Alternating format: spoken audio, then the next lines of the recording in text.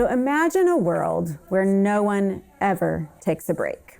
People are on the go constantly. Life never stops and the world never shuts down. Rest is a luxury that no one can afford. Non-stop activity, whether it's driven by productivity or entertainment or experiences, is the primary driving force in this world. There's always something to be done or to be experienced. If sleep could be eradicated as an unnecessary task in this world, it would be. In this action-packed world, a full life is measured by constant busyness and achievement. There is no less is more here in this world.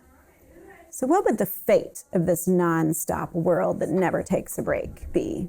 What would the fate of its inhabitants be? Maybe you're living in this kind of world. It probably didn't require a ton of imagination to imagine a world like this that never slows down. Perhaps you're discovering that this kind of life is simply not sustainable. Eventually, the pursuit of a packed schedule must come to an end, either by a choice of yours or by natural consequences.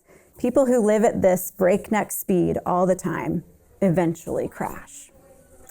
So, taking a day off isn't just needed, God actually encourages it.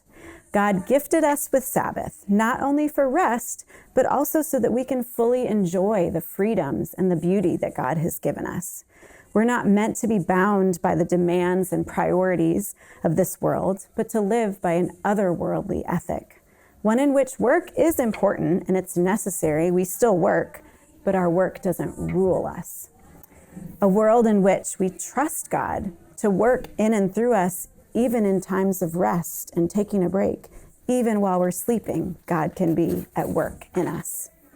A world in which we slow down long enough to enjoy God's beauty in all of the forms it has given to us. A world in which we spend time in worship and gratitude, thanking God for all of his good gifts and spending time simply to be with him. A world in which we enjoy the gift of slow time with friends and family. In today's passage, the Israelites have been working for 400 years as slaves. God has freed them and now commands them to practice the Sabbath every 7 days. They had a habit of working, enforced as their work was, every day for 400 years. They didn't know any different. It was in their muscle memory to wake up and work. Wake up and work. Every morning for 400 years, that's all they did. They would wake up and work. And God invited them to begin a new habit. New habits, as you know, are hard to create. Perhaps this is why God literally had to command them to observe the Sabbath. Even though it was a gift, Sabbath probably didn't come easily to them or naturally to them.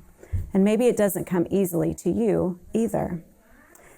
Yet God still invites us to say no to work and a hectic, busy pace of life, and yes to more of him.